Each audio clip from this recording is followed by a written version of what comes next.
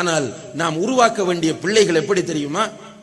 நம்ம மௌத்தானாலும் அவர்களுடைய ஒவ்வொரு தொழுகையிலும் ரப்பிர்ஹம்ஹுமா கமா ரப்பயானி ஸகீரா, ரப்பிர்ஹம்ஹுமா கமா ரப்பயானி ஸகீரா, அல்லாஹும்ம இக்ஃபிர் லிவாலிதி, அல்லாஹும்ம இக்ஃபிர் லிவாலிததி, அல்லாஹும்ம நவ்விர் கப்ர வாலிதி, அல்லாஹும்ம நவ்விர் கப்ர வாலிததி என்று நமக்காக மௌத்தான பிறகு மறக்காமல் தொழுகையில் துஆ செய்யக்கூடிய பிள்ளைகளை நீங்கள் வளர்த்துவிட்டு மௌத்தானால் நீங்கள் தான் உண்மையிலேயே புத்திசாலிகள், நீங்கள் தான் உண்மையிலேயே பாக்கியசாலிகள். அப்படி இல்லாம டாக்டர், என்ஜினியர், என்னுடைய மகன் துபாயில் இருக்கிறான், என்னுடைய மகன் யுஎஸ்ல இருக்கிறான், என்னுடைய மகன் யூகேயில் இருக்கிறான், என்னுடைய மகனுக்கு சென்னையிலே அது இருக்கிறது, என்னுடைய மகனுக்கு இது இருக்கிறது என்று நீங்கள் பெருமைப்பட்டு உங்களுடைய மகன் தொழுவதில்லை, உங்களுடைய மகன் நோன்பு நோட்பதில்லை, உங்களுடைய மகன் தாடிப்பதில்லை, உங்களுடைய மகன் சுண்ணாக்களை ஹயாத்தாக்குவதில்லை, உங்களுடைய மகன் மார்க்கத்தில் எந்த அக்கறையும் இல்லை, வட்டி, சூது, அநியாயங்கள், ஹராம், ஜாஹிலியத் என்றே வாழுகிறான் என்றால் நீங்கள் வாழ்க்கையில் தோற்று போன ஒரு தாய்,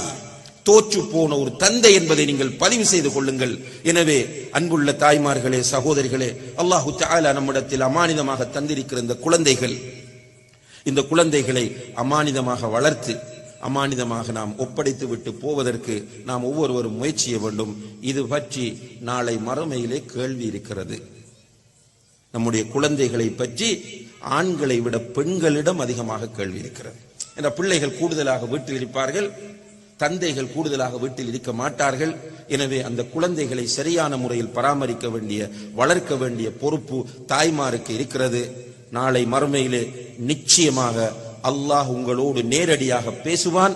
பேசும்போது அல்லாஹ் கேட்பான், நான் நிறைய பேருக்கு குழந்தைகளை கொடுக்காமல் இருந்த நேரத்தில் உனக்கு 2, 3, 5 என்று குழந்தைகளை தந்தேன். அந்த குழந்தையை நல்ல முறையில் வளர்ப்பதற்கு நீ என்ன செய்தாய் என்று அல்லாஹ் உங்களிடத்தில் கேட்கும் போது நீங்கள் உங்களுடைய தலையை தொங்க விடுவதை தவிர வேறு வழி இல்லாமல் போய்விடும். எனவே அந்த ஒரு துர்ப்பாக்கியமான நிலைக்கு போய்விடாமல் எஞ்சியிருக்கிற காலத்திலே நாம் அதற்கான முயற்சியை செய்ய வேண்டும்.